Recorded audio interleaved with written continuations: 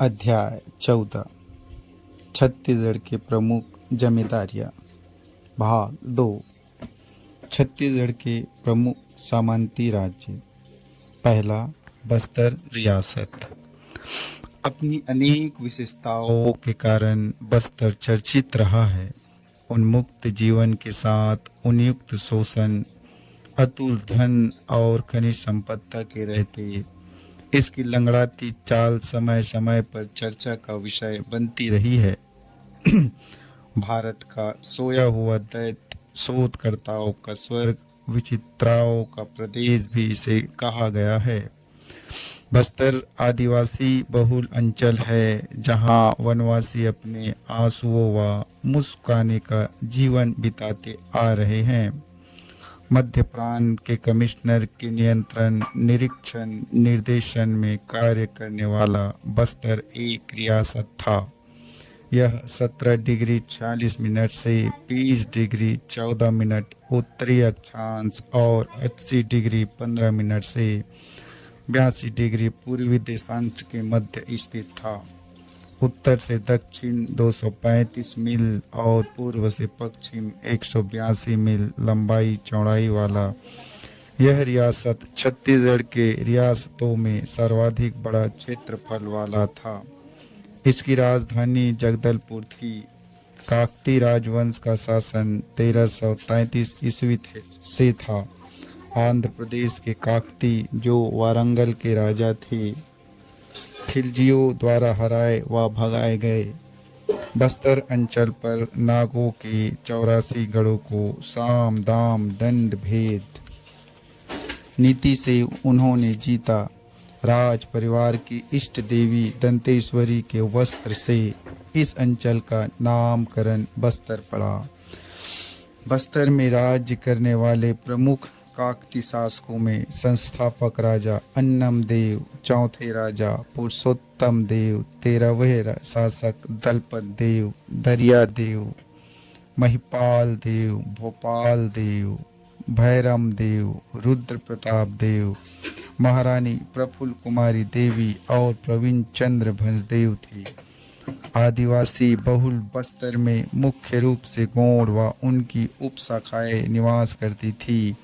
भत्रा, परजा, धुरवा, मोड़िया, माड़िया, हलबा, दोरला अन्य आदिवासी समूह है जो बस्तर में निवास करते आ रही है।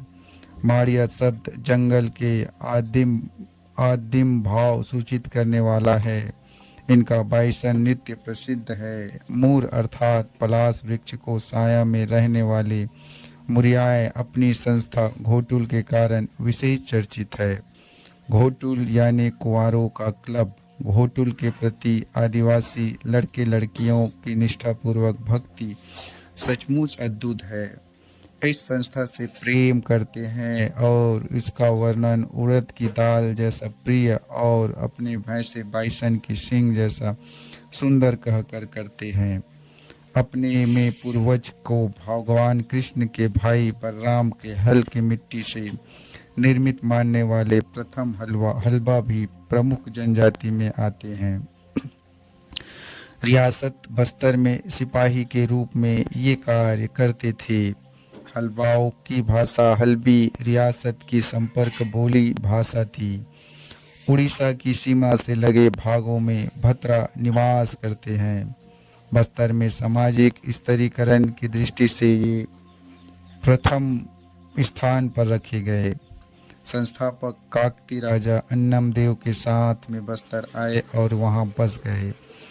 भद्र शब्द से भत्रा शब्द बना, ऐसा एक वर्ग मानता है। भत्रा बुजुर्ग अपनी जाति को भगवान राम के भाई भरत के काल से बस्तर में निवास करने वाली मानते हैं। बस्तर की अनुपजाऊ भूमि पर गुजारा करने वाले आदिवासियों का सारा जीवन केवल अपने लिए जीविका अर्जन करने में बीत जाता है। झूम कृषि, वनोपज संग्रह, शिकार, मछली मार के अपना पेट भरते हैं। उनका सामुदायिक जीवन सबसे प्रमुख विशेषता है। शराब के शौकीन महुआ से बनी शराब, चावल से बनी शराब, तार व सल्फी का नशीला रस ये सेवन करते हैं। सामूहिक शिकार, सामूहिक कृषि, सामूहिक उत्सव, सामूहिक नृत्य गान होता है। थानागुड़ी में अतिथि को ठहराते हैं, उसकी सेवा के लिए अठपहरिया नामक व्यक्ति होता है। अपने उपयोग में आने वाली अधिकांश वस्तुएं वह स्वयं निर्मित करता है।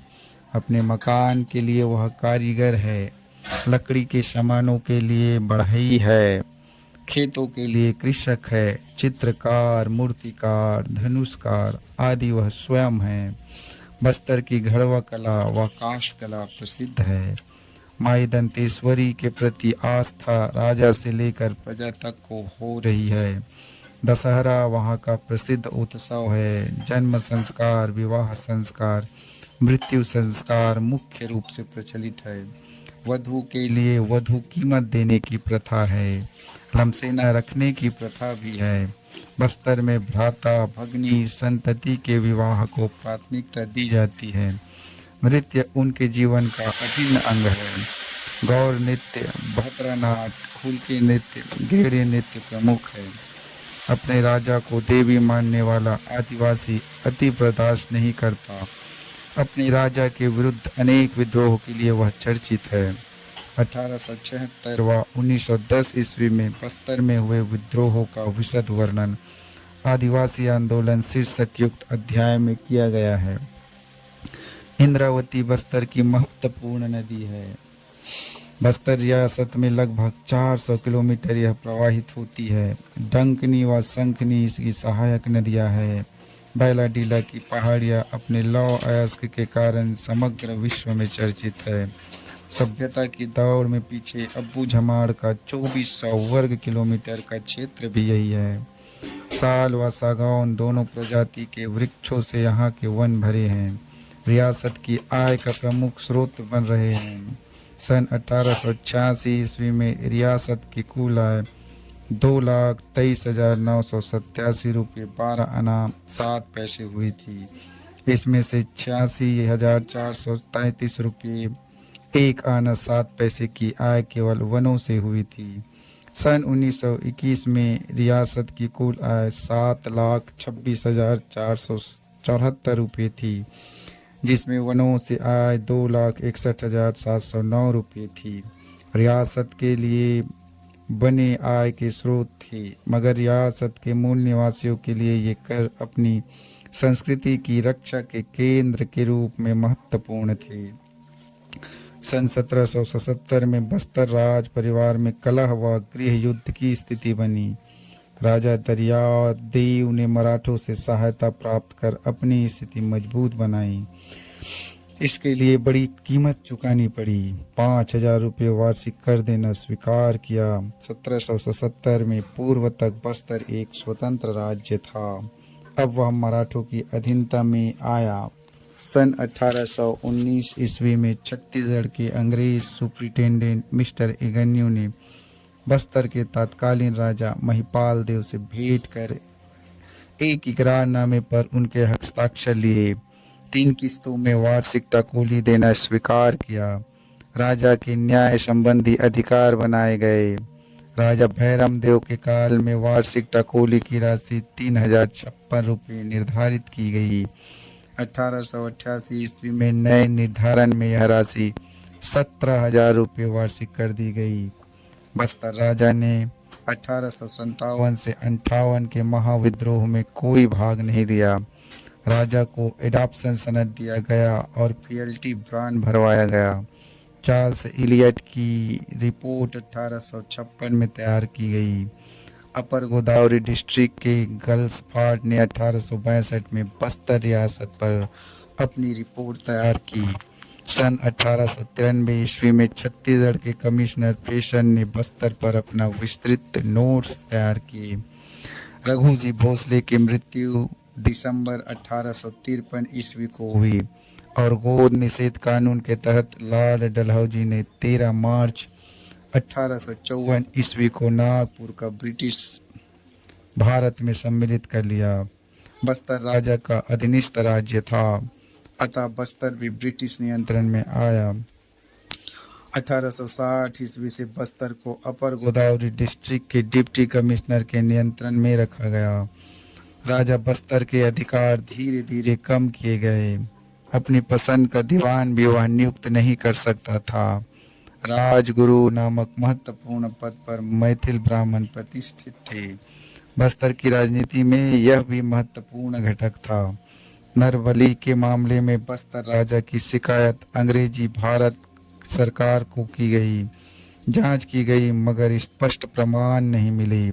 बस्तर रानी को महारानी की उपाधि 31 मार्च 1933 को दी गई। बस्तर में प्राथमिक शाला का प्रारंभ राजा भैरम देव के काल से माना गया। 1886 ईस्वी में बस्तर में 3 स्कूल खोले गए। 1910 के विद्रोह काल में 60 में से 45 स्कूल खोले गए। आदिवासी आक्रोश के शिकार में स्कूल हुए।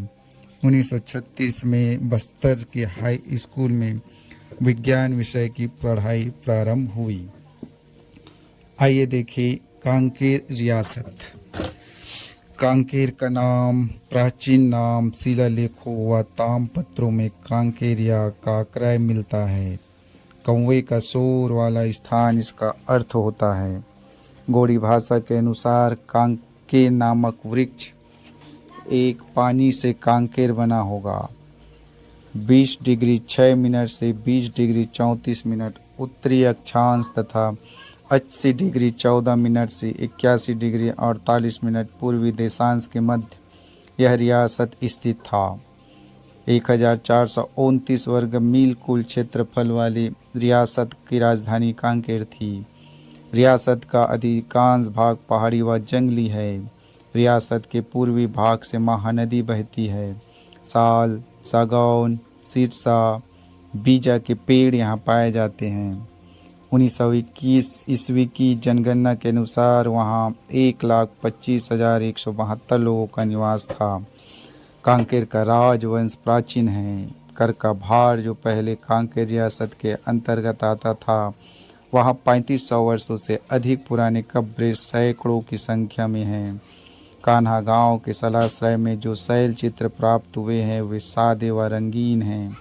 हथेलियों के निशान उड़कुरा व मनकेठरी गांव के पास की गुफा से मिले हैं। कांकेर में राजपूत राजाओं का प्रारंभ जगन्नाथपुरी से राज त्याग कर सिहावा आए। पुरुषोत्तम देव कन्हार देव से होता है। पुरुषोत्तम देव का कुष्ठ रोग सिहावा के कुंड में स्नान करने से ठीक हो गया। उनके साथ लड़ाकू हल्बा बड़ी संख्या में आए थे। राजा ने सिहावा में नया राज्य स्थापित किया। सन 1320 ईस्वी के भानुदेवकालीन कांकेर शिलालेख से वंश के बारे में जानकारी प्राप्त होती है। सिंहराज, व्याघ्र, ओपदेव, कृष्ण, जयतराज, सोमचंद्र व भानदेव नामक 7 राजाओं का पता इससे चलता है।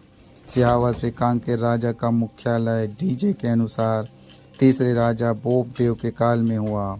डॉक्टर राम कुमार बिहार के अनुसार 5वें शासक जयतराज के काल में यह परिवर्तन हुआ। रतनपुर के कलचूरी शासक साम्राज्य विस्तार के दौरान अपना सेनापति जगपाल को सेना के साथ भेजकर सिहावा व कांकेर प्रदेश पर अधिकार करते हैं।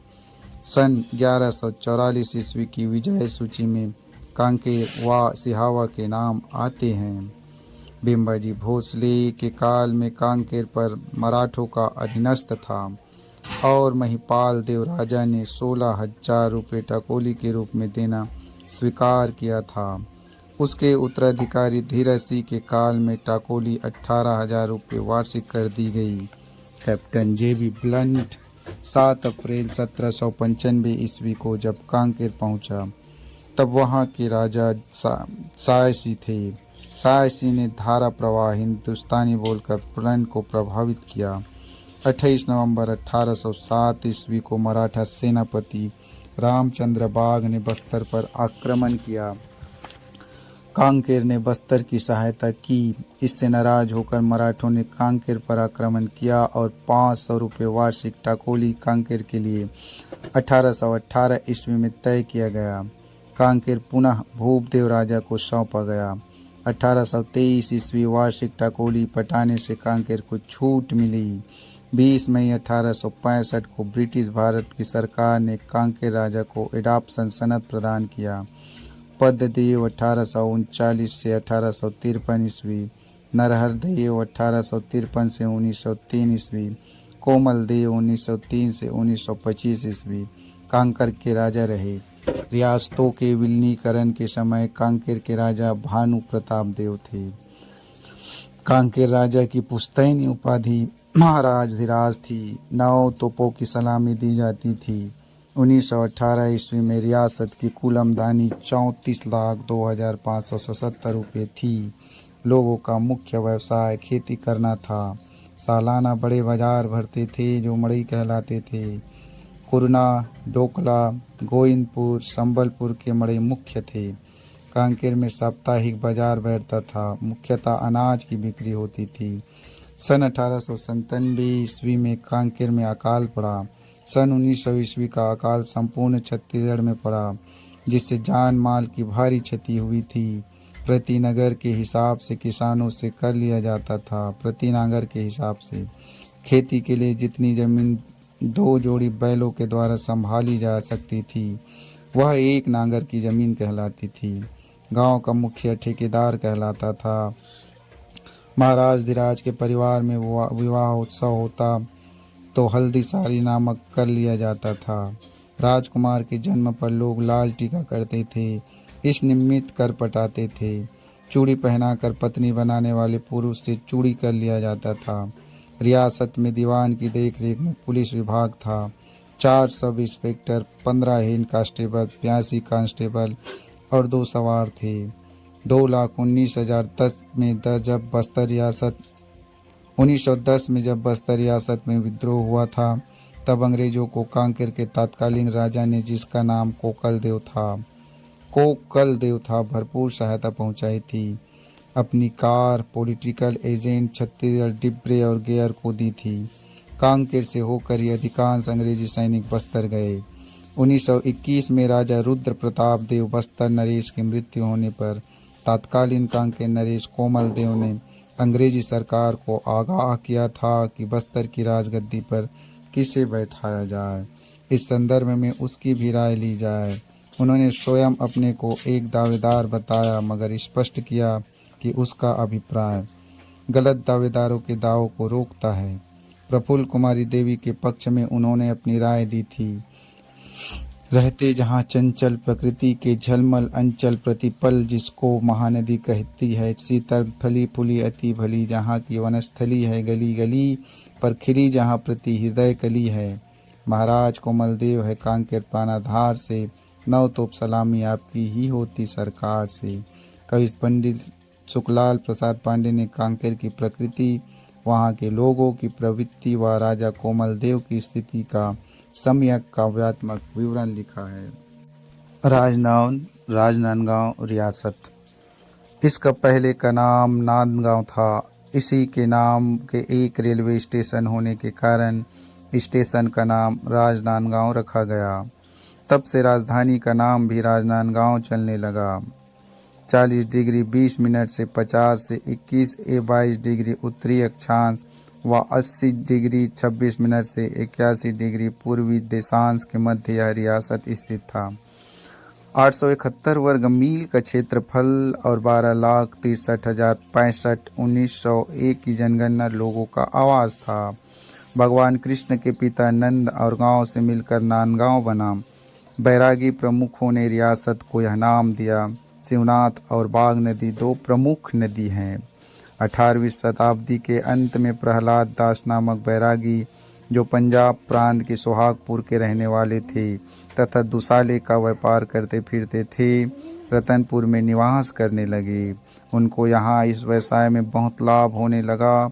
उनकी मृत्यु हो जाने के पश्चात उनके चेले महंत हरिदास संपत्ति के मालिक हुए। उस समय महंत लोग विवाह नहीं करते थे। राजा बिंबाजी की 7 रानियों ने हरिदास से दीक्षा ली।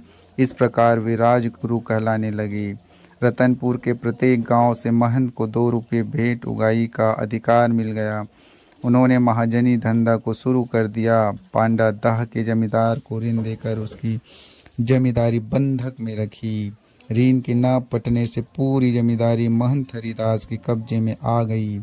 उसके पुत्र रामदास ने भी इसी प्रकार नांदगांव जमींदारी उसके मुसलमान जमींदार से प्राप्त की। महंतों की परंपरा में मौजी राम ने खैरागढ़ के जमींदार की सहायता से डोंगरगढ़ के विद्रोही जमींदार को लड़ाई में परास्त किया। इस सैनिक सहायता के बदले में उनको डोंगरगढ़ का आधा राज्य मिला और महंत का अधिकार क्षेत्र बढ़ा। अपने प्रधान शिष्य महंत घासीदास को उन्होंने दत्तक पुत्र स्वीकार किया। सन 1865 से ब्रिटिश भारत की सरकार ने इन्हें फ्यूडेटरी चीफ बनाया, एडॉप्शन सनद भी दिया। महंत घासीदास के पुत्र को उनका उत्तराधिकारी स्वीकार किया। महंत घासीदास बड़े चतुर और परिश्रमी शासक थे। इन्होंने राजधानी तथा राज्य की उन्नति के लिए कई अच्छे काम किए। 1883 में घासीदास की मृत्यु के पश्चात बलराम दास उसके उत्तराधिकारी हुए। इन्हीं के समय में राजनांदगांव में बीएनसी मिल स्थापित हुआ। 1893 ईस्वी में उन्हें राजा बहादुर को व्यक्तिगत पदवी दी गई। राजाओं की वंशानुगत पद्धति महंत है। 8,10,18 रुपये औसत वार्षिक आमदनी थी। 1888 ईस्वी में रियासत की टाकोली 70,000 रुपये वार्षिक निर्धारित की गई। आगामी 20 वर्षों के लिए यह व्यवस्था थी। 1 अप्रैल 1909 से यह राशि बढ़ाकर 80,000 रुपये वार्षिक की गई। उल्लेखनीय है कि छत्तीसगढ़ की 14 देशी रियासतों में सर्वाधिक टाकोली राजनांदगांव ही पटाता था। राजनांदगांव के सामंती राजा का जब भारत संघ में विलीनीकरण हुआ तब महंत दिग्विजय दास वहां के सामंती राजा थे। रियासत के अंतर्गत छूरिया नामक घना जंगल था जहां अंग्रेज अधिकारी शिकार का आनंद उठाते थे। डोंगरगढ़ में प्राचीन राजमहल का खंडहर है। पांडा दाह में राजघराने के महंतों की चंद समाधियां बनी हुई है।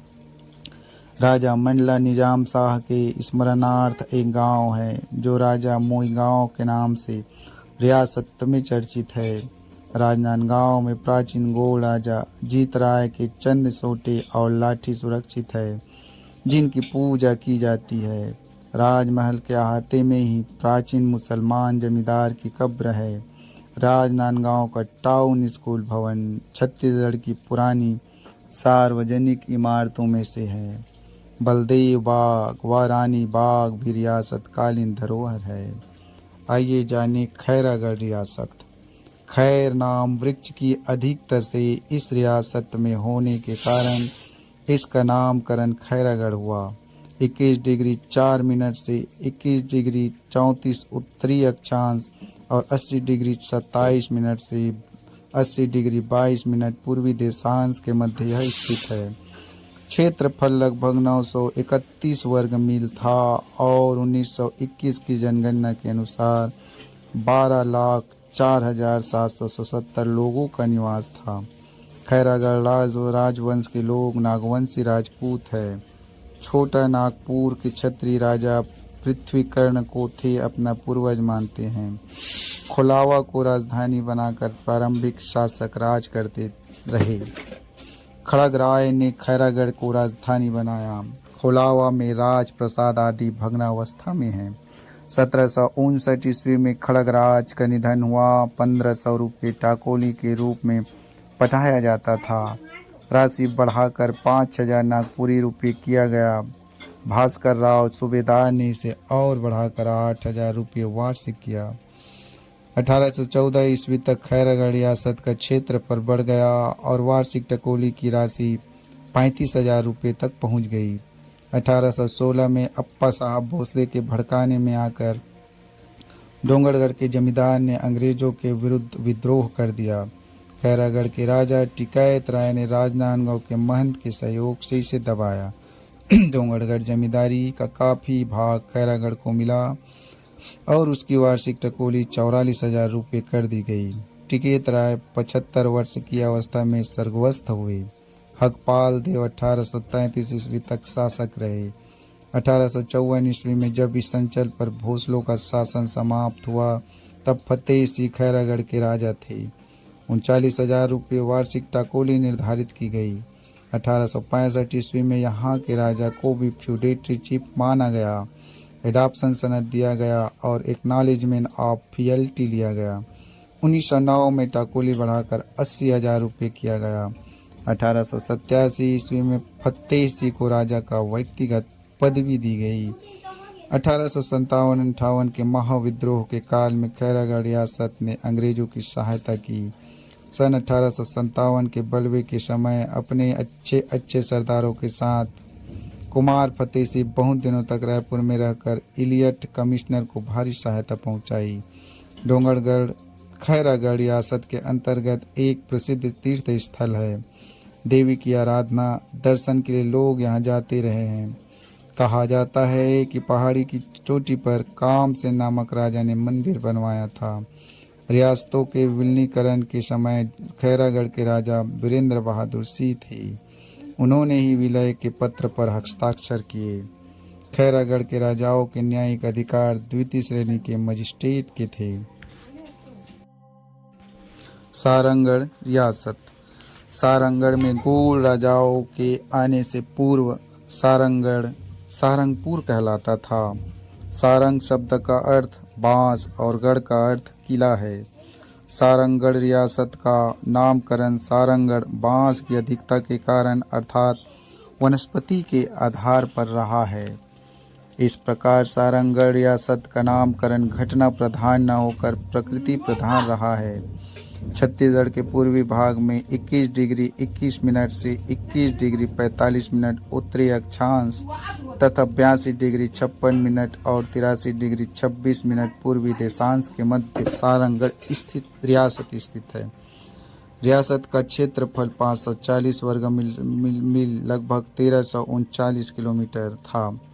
क्षेत्रफल की दृष्टि से छत्तीसगढ़ के 14 देशी रियासतों में इसका स्थान 12वां था। रियासत का भाग प्रायः समतल है। कुछ पहाड़ियाँ साल वृक्षों के अलावा साजा, तेंदू, पलास, धावरा, आंवला व चार के वृक्ष पाए जाते हैं। रियासत में आवागमन के साधन के रूप में मुख्यतः ठोस पहिए वाली बैलगाड़ियाँ चला करती थी। सारंगढ़ के समीपवर्ती चांवर ढाल पहाड़ियों में शैल चित्र मिले हैं। सिरोली डोंगरी में भी शैल चित्र उपलब्ध है। आर्यों के प्रवेश से पूर्व सारंगढ़ क्षेत्र पर सबरों का राज्य रहा होगा। सारंगढ़ नरेश के पास सबर राजाओं द्वारा जारी किए गए तामपत्र मौजूद थे। सरबपुरी काल में ठाकुरदिया से तामपत्र जारी किए गए थे। सरबों की राजधानी सरबपुर सारंगढ़ था। ऐसा भी कुछ इतिहास लेखकों की मान्यता है। पांडुवंश के महाशिव गुप्त के शिलालेख लोधिया व बरदुला दोनों सारंगढ़ रियासत में से प्राप्त हुए हैं। कलचुर्वे से पूर्व सारंगढ़ में मैना जाति के राजाओं का शासन था। संभावना बनती है कि पुजारी पाली शिलालेख में वर्णित गोपाल देव इसी वंश का रहा होगा। इस वंश के शासकों की वंशावली नहीं मिली। कलचुरी शासक नरसिंहदेव की लड़ाई चंदेर राजा रणवीर साथ से हुई। राजा रण सिंह ने जगदेव साय को अपना सेनापति बनाकर भेजा। जगदेव साय इस लड़ाई में विजय श्री प्राप्त करते हैं। प्रसन्न नरसिंह ने जगदेव साय को सारंगढ़ परगना 84 गांव तथा दीवान की उपाधि दी। बदले में 1150 रुपये माल गुजारी तय की। इस प्रकार सारंगढ़ रियासत की स्थापना वीरतापूर्वक कार्य करने के पुरस्कार स्वरूप हुई। राजगुड़ वंश के जगदेव साय थे। लांजी से उनके पूर्वज छत्तीसगढ़ आए थे।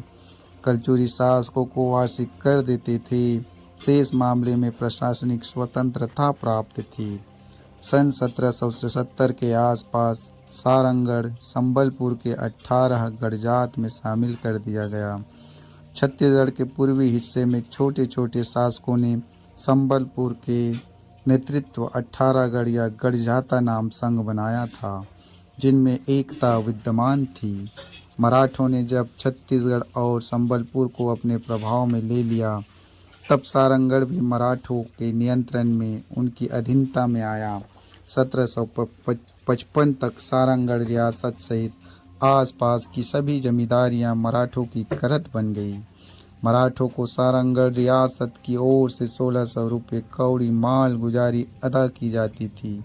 बिम्बाजी भोसले ने सारंगढ़ के दीवान कल्याण साय को राजा की पदवी प्रदान की।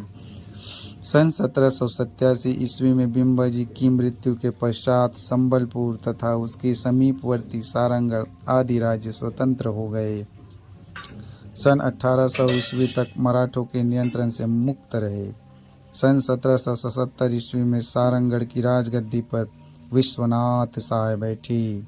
अलेक्जेंडर इलियट महत्वपूर्ण कार्य से कलकत्ता से नागपुर जा रहे थे।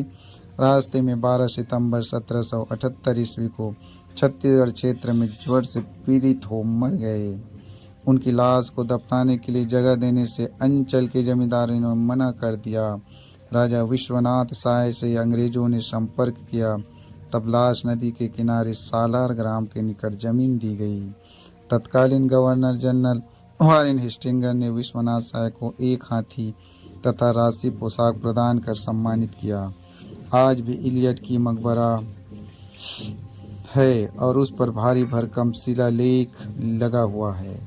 1857 के महाविद्रोह काल में सारंगढ़ का राजा संग्राम सिंह अंग्रेजों के पक्ष में रहा। संबलपुर के विद्रोही सुरेंद्र साय सहायता के लिए सारंगढ़ पहुंचे, मगर राजा ने कोई सहायता नहीं दी। सामंती राजा के रूप में सारंगढ़ के राजा को 20 मई 1865 ईस्वी को मान्यता दी गई। सनद 4 जनवरी 1866 ईस्वी को नागपुर में दिया गया। 3 नवंबर 1909 ईस्वी को रायपुर आम दरबार में सारंगढ़ के जवाहिर सिंह को सामंत राजा के रूप में सत्तारूढ़ किया गया। राजकुमार कॉलेज रायपुर से शिक्षा प्राप्त Jawahar Singh football, tennis, cricket के खिलाड़ी थे। 4 मार्च 1907 ईस्वी को उनका विवाह खड़गांव के दीवान की पुत्री कैलाश कुमारी के साथ हुआ। सन 1909 में एक साधारण परिवार की बेटी नेम कुमारी के साथ उन्होंने गुप्त विवाह किया। इसी से नरेश चंद्र सिंह का जन्म हुआ। राजा जवाहिर सिंह ने अपनी इच्छा से नेम कुमारी से विवाह किया था। अपनी मर्जी के वे मालिक थे, यह इससे झलकता है। राजा जवाहिर सिंह ने सन 1924 के लगभग सारंगढ़ में नया महल गिरिविलास पैलेस के नाम से बनवाया। इसके निर्माण पर 2,25,000 रुपये खर्च हुआ। इस पैलेस से अंचल की जनता राजा के विलास को आश्चर्यचकित होकर देखती आई है। कवि पंडित सुखलाल पांडे ने प्रसाद पांडे ने प्रभावित होकर लिखा, स्वर्ग खोजते आप अन्य स्थल स्वर्ग नहीं है, सारंगढ़ नृप सौदरी जहाँ है स्वर्ग वही है। सारंगढ़ रियासत का भारत संघ में जो विलय हुआ, इस पत्र पर राजा नरेश चंद्र सिंह के हस्ताक्षर है। आइए जाने रायगढ़ रियासत। रायगढ़ रियासत की स्थिति 21 डिग्री 42 मिनट से 22 डिग्री 33 मिनट उत्तरी अक्षांश तथा 82 डिग्री 57 मिनट से 83 डिग्री 52 मिनट पूर्वी देशांश के मध्य थी। 1486 वर्ग मील का क्षेत्रफल था। राय एक कटीला पेड़ और गढ़ किला से रायगढ़ शब्द बना। रायगढ़ रियासत की राजधानी रायगढ़ शहर था। महानदी, माद, वाकेलो प्रमुख नदियां हैं। अधिकांश भाग पहाड़ी है। साल, बीजा, तेंदू, खैर, शीशम, चार के पेड़ पाए जाते हैं। रायगढ़ के राजाओं का प्रारंभिक इतिहास स्पष्ट नहीं है। चांदा के घोड़ों की एक शाखा रायगढ़ आई और राज स्थापित करने में सफल रही। वरागढ़ से इस राज के संस्थापक मदन सिंह का आगमन हुआ था। फुलझर में अपने मामा के पास वे आए। रायगढ़ के एक गांव बेगा में वे पहले बसे, फिर रायगढ़ में आए। इसके बाद उन्होंने कभी बेगा बुनगा में पैर नहीं रखा। अब भी रायगढ़ का राजवंश बुनगा की सीमा में नहीं जाता। बुनगा की देवी मदन सिंह की कुल देवी थी। किसी कारणवश राजा से नाराज होकर उसे बुनगा छोड़ने और भविष्य में उसे और उसके वंशजों को बुनगा की सीमा में न आने की चेतावनी दी गई। यह भय राज परिवार के सदस्यों को बना रहा कि बुनगा की सीमा में जाने से आकस्मिक मृत्यु हो सकती है। इसी कारण देवी की चेतावनी राज परिवार अक्सर याद करता रहता है। बुनगा में पैर न रखने का अद्यतन पालन राज परिवार कर रहा है। मदन सिंह फुलझर राजा त्रिभुवन साय का भांजा था। त्रिभुवन ने ही रायगढ़ क्षेत्र में गौड़ प्रभुत्व की स्थापना के लिए उसे भेजा था। इस अंचल में पूर्व में भैना राजाओं का राजा था। संभावना बनती है कि मदन सिंह ने किसी भैना राजा को परास्त कर पहले बुनगा में राज स्थापित किया। इष्ट देवी की मिट्टी से बना मंदिर मदन सिंह द्वारा बुनगा में बनवाया गया। मदन सिंह का शासनकाल 1602 ईस्वी तक रहा होगा। तखत सिंह उसके बाद राजा हुए। इस दृष्टि से 1550 ईस्वी के लगभग मदन सिंह का बुनगा जाना व राज स्थापित करना माना जाता है। मदन सिंह, तखत सिंह व बेद सिंह को संबलपुर के डिप्टी कमिश्नर ने अपनी रिपोर्ट 1862 में जमींदार लिखा है। दीप सिंह को रायगढ़ का पहला राजा बतलाया गया है। या तो संबलपुर के महाराजा ने या मराठों ने उसे राजा बनाया होगा। निश्चित रूप से नहीं कहा जा सकता। दोनों विचारों के पक्षधर हैं। सारंगढ़ राजा संग्राम सिंह ने चरित्र किताब नामक हस्तलिखित ग्रंथ में सारंगढ़ इतिहास के संदर्भ में जो सामग्री इकट्ठा करवाई, उससे रायगढ़ व छत्तीसगढ़ के कुछ अन्य रियासतों के बारे में कुछ जानकारी मिलती है। तखत सिंह की सारंगढ़ से लड़ाई हुई थी। भेड़वन इलाके की रायगढ़ राजा द्वारा लूट लड़ाई का कारण था। सारंगढ़ राजा कल्याण साय ने स्वयं अपनी सेना का नेतृत्व किया। मुरियाडी में लड़ाई हुई। सारंगढ़ की फौज विजयी रही। अगहन मास संवत 1804 के साल 1747 ईस्वी में वह लड़ाई हुई थी। रायगढ़ राजा तखत सिंह पराजित होने व अपमानित होने के दुख में 3 साल के भीतर ही मर गए। 1750 से 1783 ईस्वी तक दीप सिंह रायगढ़ के राजा थे। राजा जुआर सिंह का शासनकाल 1783 से 1824 ईस्वी था। संबलपुर के 18 गढ़ जात समूह में रायगढ़ शामिल था। सारंगढ़ के राजा विश्वनाथ साय रायगढ़ नरेश जुआर सिंह के समकालीन थे। 1783 ईस्वी में सिंहासरोहण के पश्चात जुआर सिंह ने सारंगढ़ नरेश विश्वनाथ साय को 10,000 रुपये टीका के रूप में देकर भात खाया व उनसे मान्यता प्राप्त की। दूसरे मराठा के युद्ध के पश्चात रायगढ़ अंग्रेजों के संरक्षण में चला गया। 25 मई 1819 को रायगढ़ राजा ने अंग्रेजों के साथ एक कबूलियतनामा पर हस्ताक्षर किया। 30 स्वर्ण मुद्रा टाकोली निर्धारित की गई। डॉक्टर अतुल श्रीवास्तव ने लिखा है, यह स्वीकार करना होगा कि एक डूबती नाव मराठा से उतरकर भावी सम्राटों के साथ होकर जुआर सिंह ने प्रशंसनीय राजनीतिक दूरदर्शिता, योग्यता, चातुर्य एवं निर्भीकता प्रदर्शित की। जुआर सिंह ने सारंगढ़ राजा के विरुद्ध 18 गढ़ जात राजाओं में से अनेक को साथ लेकर लड़ाई की। 18 दिनों तक सारंगढ़ का किला घेरा गया मगर सफलता नहीं मिली। सन 1791 ईस्वी की यह घटना थी। जुआर सिंह के पश्चात देवनाथ सिंह 1824 से 1862 ईस्वी तक रायगढ़ के राजा रहे। बड़गढ़ के विद्रोही राजा को परास्त करने में सहायता से प्रसन्न होकर अंग्रेजों ने रायगढ़ की टाकोली 30 स्वर्ण मुद्रा से घटाकर 8 स्वर्ण मुद्रा 170 रुपये की। रायगढ़ में बड़गढ़ के विद्रोही राजा को परास्त करने में सहायता से प्रसन्न होकर अंग्रेजों ने रायगढ़ मिलाया गया। टाकोली 340 रुपये निर्धारित की गई। 1857-58 के महाविद्रोह की राजा घनश्याम सिंह को एडॉप्शन सनद दिया गया। 1867 से उसे सामंत राजा के काल के रूप में मान्यता दी गई। 1890 ईस्वी में घनश्याम सिंह की मृत्यु के पश्चात उनका पुत्र रायगढ़ राजा देवनाथ सिंह ने अंग्रेजों का साथ दिया और अंग्रेजी प्रशंसा प्राप्त भूपेश जसदेव गद्दी पर बैठे। राजा बहादुर की व्यक्तिगत पदवी उन्हें प्राप्त थी। 22 मार्च 1917 में उनकी मृत्यु हुई। नटवर नए राजा हुए। उनके पश्चात राजा चक्रधर सिंह हुए। 1891 ईस्वी का वर्ष रायगढ़ रियासत के इतिहास के लिए महत्वपूर्ण था। इसी वर्ष रेलवे लाइन से यह नगर जुड़ा। व्यापार वाणिज्य के विकास में इस रेल लाइन में काफ़ी सहयोग दिया। राजा भूपदेव सिंह के समय रियासत की टाकोली 4,000 रुपये से बढ़ाकर 5500 रुपये की गई। आगामी 30 वर्षों तक यही राशि प्रति वर्ष देनी थी। रायगढ़ रियासत का जब भारत संघ में विलय हुआ तब राजा ललित कुमार सिंह थे। उन्होंने ही विलय पत्र पर हस्ताक्षर किए। शक्ति रियासत छत्तीसगढ़ की रियासतों में क्षेत्रफल की दृष्टि से सबसे छोटी रियासत शक्ति थी। क्षेत्रफल कुल 138 वर्ग किलोमीटर था। जनसंख्या 1901 की गणना के अनुसार 22,501 थी। रियासत के संस्थापक हरि और गुजर नामक दो राजगोड़ थे। गुजर अविवाहित था, अतः हरि का संतान यहाँ के राजा बने। उनकी वंश परंपरा चली। शक्ति का अर्थ ताकत, बलशाली राज्य है। कहावत प्रचलित है, एक समय वर्तमान 1925 ईस्वी राजा के पूर्ण पुरुषों में से किसी एक ने शिकार खेलते समय देखा कि एक हिरन उनके शिकारी कुत्ते का पीछा कर रहा है। इस घटना से उन्होंने इस भूमि को शक्तिशाली समझ इसका नाम शक्ति रख दिया।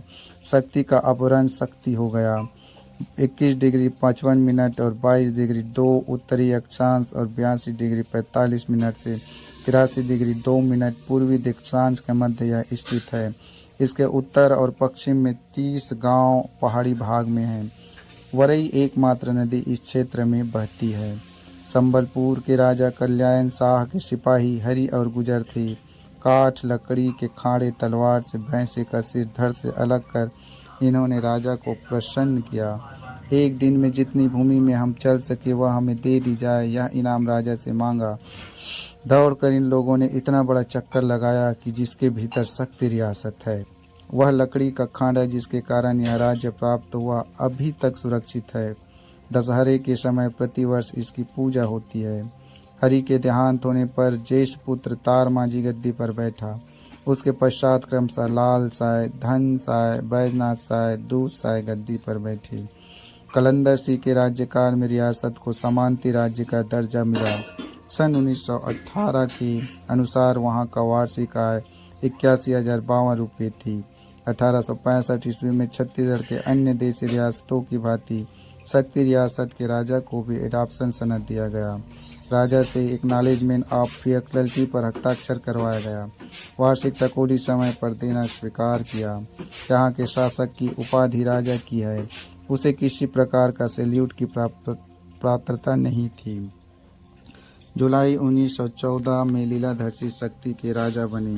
शक्ति रियासत के राजाओं में योग्यता, प्रतिभा व महत्वाकांक्षा में लीलाधर अग्रणी है। 3 जून 1929 को उन्हें राजा बहादुर की मानद उपाधि दी गई। शक्ति के भारत संघ में विलय के पत्र पर लीलाधर ही हस्ताक्षर है।